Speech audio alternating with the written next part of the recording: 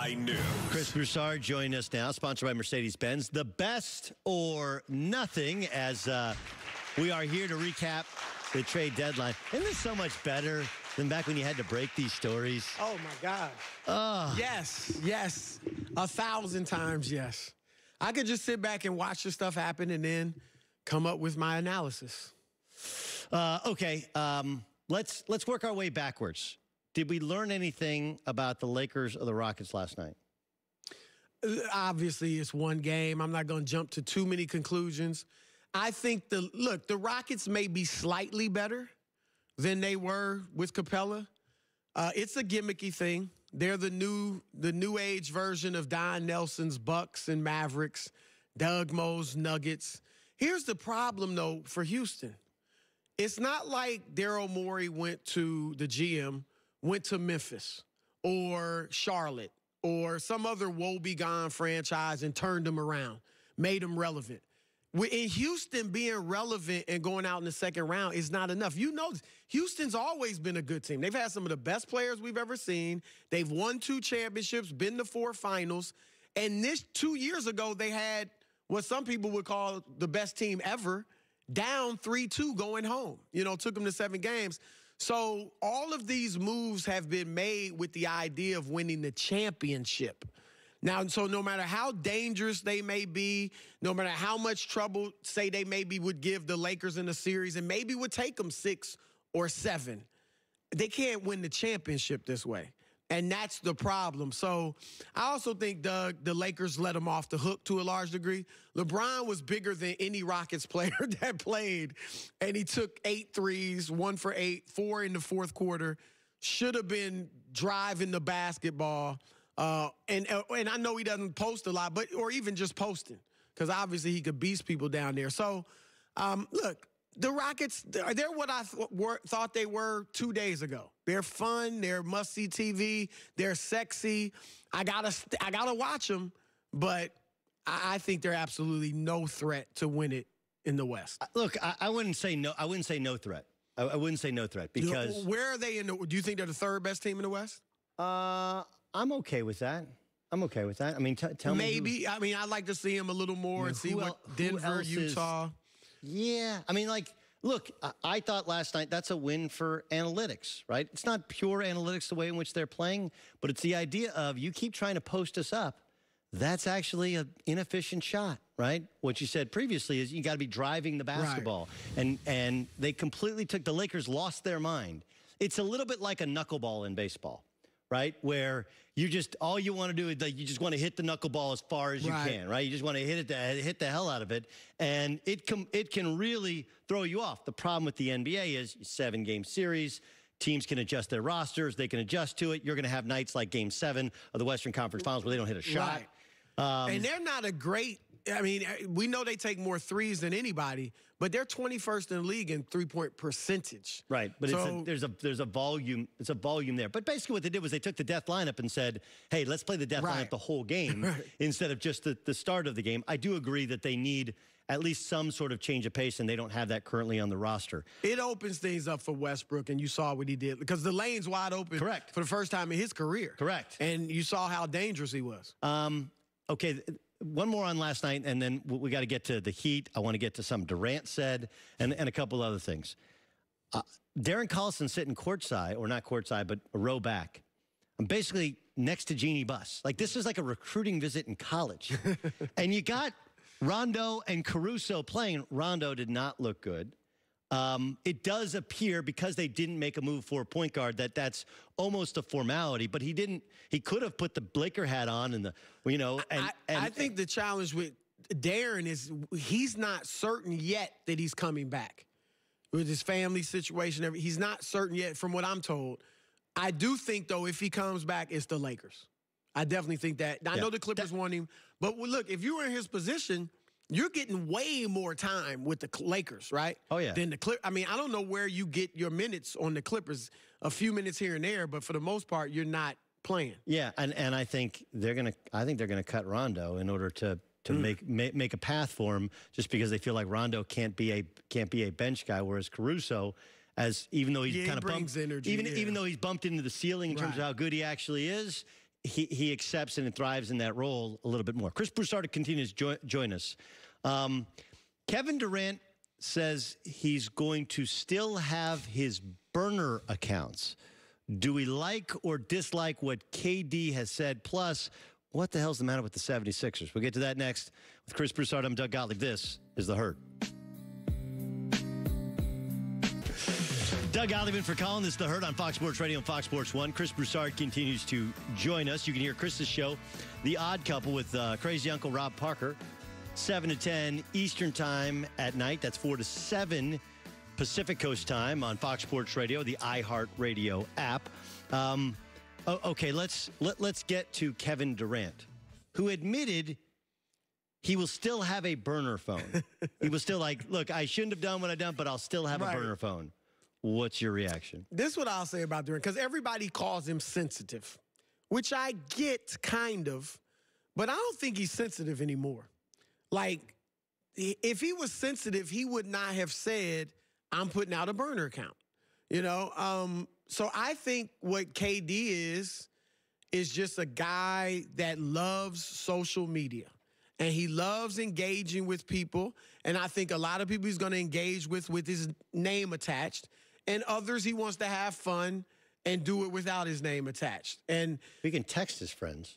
Well, no, I mean regular people, like that he doesn't even know. He's a people person. Right. I have this. I actually have this don't know issue. that he's a people person in general. Yes, like being around him. But I think he's a people person on social media. I actually completely get it. Like, you know, Super Bowl. You know, I can't tell you how many big events I've watched, and you know, I'm on Twitter. And people around me like, why are you on Twitter? Like, because it feels like you enjoy doing it. You feel like you're in a bar of people. I'll just say this about people saying about the burner account deal.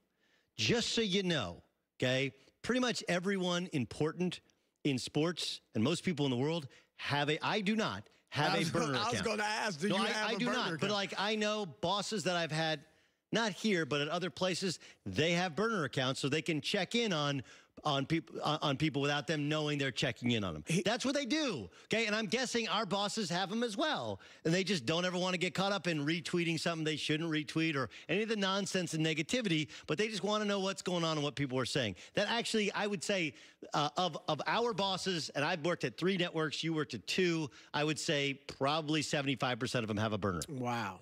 Well, here's the thing with KD. Now you got those geniuses out there who are going to be looking for his new burner accounts. Yeah.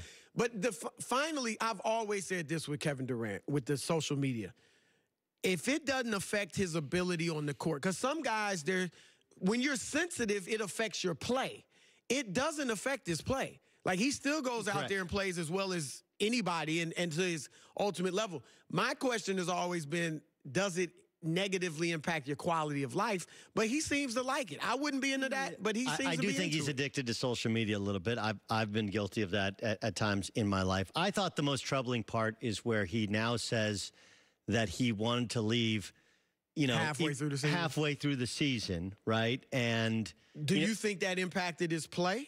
Because that's where again, it would be troubling. Which time that he left? Like, he was talking about the Thunder. Like, he already wanted to go. I wanted to go play at the Bay, which goes counter to everything he's previously said. Here's the thing. I was told in November of his last year in OKC that he had told someone affiliated, like he had told somebody that I want to go play in Golden State. I like the way they play. I was told to keep it hush-hush, and I said something about it in January, but I didn't know if he was definitely going to do it, but I, from what I was told years ago, that was how he was thinking. I love the way they play. They move the basketball. You know, here we're all ISO. I got Russ to deal with. So I think when he got there, he held the basketball. He was the ball stopper. Right. Then he started championing that. not the ball mover. What the 76ers lose again? This one to the Bucks. Embiid does not play well. He says he wants to get back to being the fun Joel Embiid. What is going on with the Philadelphia 76ers? They've got issues in the locker room. Both Ben and Joel want to be the man. And I think at this point they're young, and they're both a little more concerned with being celebrities than superstar players. And Simmons, the best evidence of that is that he hasn't improved his jumper. At all. I mean, we heard this year he's going to actually shoot it. And yes, he's shot it a little more, but too little. Look at Zion. Not that he's a great shooter, but you see improvement. Look at Giannis. Not that he's a great shooter, but you've seen improvement. All these other players are improving their jumper. Ben hasn't. And I know he's putting in some work, but not enough. And so there's a problem there chemistry-wise. But Joel Embiid said something yesterday or the day before that I thought was right on the money, and I've been saying it for at least 2 years. He said our spacing is the problem. Everybody's jumping on me for shooting threes, and I've done that too. But what they have to do, Doug, in the fourth quarters of games, particularly playoffs, to get Simmons to be guarded, they have to put him near the basket so the other team just doesn't sag off of him and double team other guys. And in doing that, today's NBA, you can't have two guys on the block. So Embiid has to go outside, and he might as well be 6'5" when he's hovering around the 22-foot line. So I agree with him on that. Now, I think a part of him likes it out there, but I also think that is a huge problem with him. For me, I would do this. If I'm the Sixers, I'm running them. I let this season play out, obviously.